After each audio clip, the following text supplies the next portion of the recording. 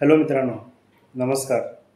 जसे की मी माझ्या मागच्या व्हिडिओमध्ये म्हणले होते की इथून पुढे महाराष्ट्रातील जे प्रमुख शहरं आहेत त्या शहरांचा इतिहास काय आहे, म्हणजे त्या शहरांची जी नावं आहेत त्याचा आपण इतिहास काय आहे हे जाणून घेणार आहोत. तर शहर आहे ज्या शहराबद्दल आपण डिस्कस करणार आहोत ते आहे आपली भारताची आर्थिक राजधानी मायानगरी आणि महाराष्ट्राची राजधानी मुंबई. मित्रांनो, मुंबई हे फक्त शहर नाही आहे. मुंबई एक असं ठिकाण आहे जे आपल्याला संघर्ष करायला शिकवतं, जे आपल्याला यश कसं मिळवायचं, जीवन कसं जगायचं हे शिकवतं. आज काय नाही आहे मुंबईत? भारताची आर्थिक राजधानी मुंबई, भारतातील सगळ्यात जास्त GST देणारा शहर मुंबई, BCCIचं ऑफिस मुंबईत, भारतातलं सिने जगत अर्थात बॉलिवूड मुंबईत, भारतातील सगळ्यात उंच इमारत मुंबईत, स्टॉक एक्सचेंज मुंबईत. असं म्हणतात की मुंबई कधीच थांबत नाही, कधीही झोपत नाही. कितीही अतिरेकी हल्ले झाले, कितीही मोठा पाऊस आला तरी मुंबई कधी थांबली नाही. तर मित्रांनो, चला आता आपण जाणून घेऊया मुंबईचा रोमांचक असा इतिहास. पुन्हा एकदा नमस्कार मित्रांनो, मी प्रदीप. माझ्या चॅनलवर तुम्हा सर्वांचं खूप खूप स्वागत आहे. आज आपण मुंबईबद्दल माहिती घेणार आहोत. आज आपल्याला हे जी मुंबई दिसते ती मुंबई पूर्वी 7 वेगवेगळ्या बेटांमध्ये विखुरली होती, ज्यामध्ये कुलाबा, छोटा कुलाबा, माहीम, परेल, मुंबई अशी वेगवेगळी 7 बंदरं होती. संजय गांधी नॅशनल पार्क येथील प्राचीन अवशेष दर्शवतात की हे ठिकाण पाषाण युगापासून आहे.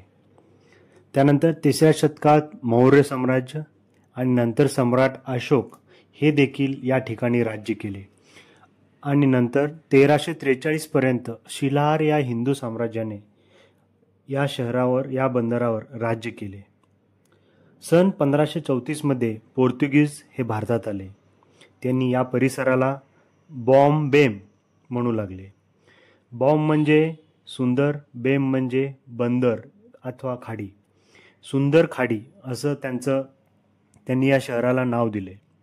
मुळात कोळी बांधव या परिसराचे मुख्य रहिवासी आणि येथे मुंबादेवीचे मंदिर होते. त्यांची अशी श्रद्धा होती की समुद्रामध्ये हे लोक ज्यावेळेस मच्छीमाराला जातात तेव्हा मुंबादेवी त्यांचे रक्षण करते. याच्यानंतर 1661 साली पोर्तुगीजची राजकन्या कॅथरीन ऑफ ब्रॅगन्झा हिचा विवाह इंग्लंडचा राजा चार्ल्स दुसरा याच्याशी झाला आणि मुंबई हे इंग्रजांना पोर्तुगीजांनी हुंड्यात दिले. या दरम्यान बॉम्बेचं इंग्रज बॉम्बे म्हणू लागले. ज्यावेळेस हे 7ही बंदर इंग्रजांच्या ताब्यात गेली, इंग्रजांनी या 7ही बंदरांना जोडलं.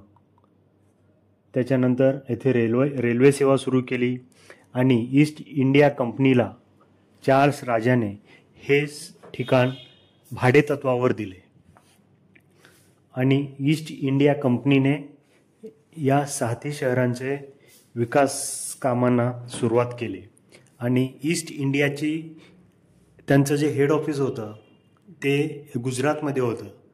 त्याच्यानंतर हे पूर्ण 7ही बंदरं त्यांनी जोडल्यानंतर त्यांचं हेड ऑफिस, ईस्ट इंडिया कंपनीचं हेड ऑफिस मुंबई येथे त्यांनी शिफ्ट केले.